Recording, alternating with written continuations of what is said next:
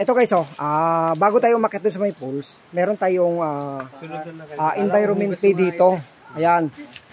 Susulat tayo dito sa logbook. Tapos, kagaya ng ginagawa natin sa ibang bundok pag umakyat tayo, magkakaroon tayo ng record dito. After natin mag-record, magbabayad tayo ng environment fee nila na 20 pesos.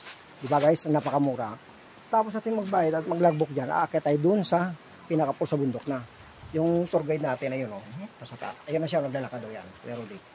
Ngayon, naantayin natin itong mga kasabayan natin kasi para iisa lang.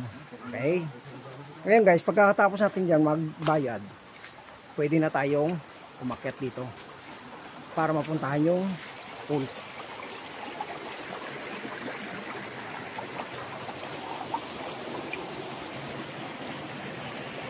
Ayan guys. Yung daanan nila dito guys, medyo maganda. Hindi ka mahirapan kasi merong mga bato-bato, tapos yung pag-akyat na, ito na siya guys, simentado na. Yan. Pero nasa taas siya ng bundok. Yan o, kita niya. Pansin niyo sa likod ko. Yan, doon pa yun sa taas. Akit pa doon sa pinakataas. Diba, yan o. Yung tour guide natin na yun, si Kero din sa taas. Yan. Susundan natin siya. Ang kagandahan dito kasi nakakakyat tayo ng maganda. Ito umaakyat tayo dito sa mga hagdanan. Kung napapansin nyo, doon tayo galing sa baba. Tapos, akyat tayo doon sa taas, simentado yung daanan. Sundan natin si Kero yung tour guide natin. Di ba guys? Kasi pupunta tayo ng pools. Hindi ka naman na. Yan. Santay ko yun eh, baka masasalto mo. Hindi kita mo, ayun na, pinaka-pool. Ito na guys, Yan.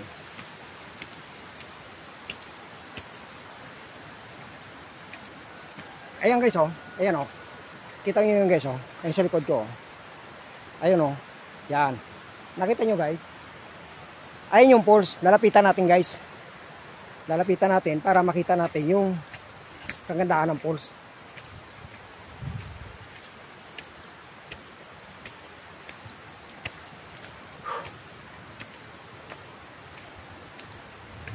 Ayun guys, ayun yung pools, tignan nyo. Di ba? Ayun Yan. Lalapit tayo doon.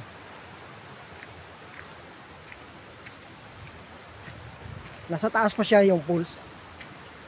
Aakyatin pa natin. Pero malapit na tayo, guys.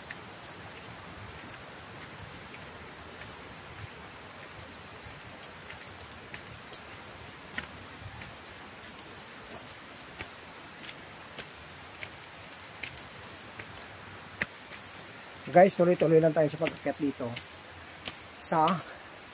Nadaan tayo sa parang kuweba guys, ayan Yan. Malaking bato. Tandaan na tayo, baka muntog tayo. Kailangan natin yung muko. Yan. Okay. Yan. Ang gaganda dito guys sa mga bato nila, lalaki, ayan na.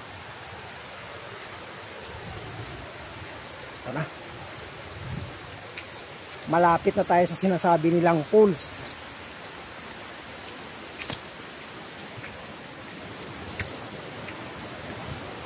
Meron pala dito guys meron pala mga alimatok dito, yung maliliit na linta. May mga cottage din dito guys Yan.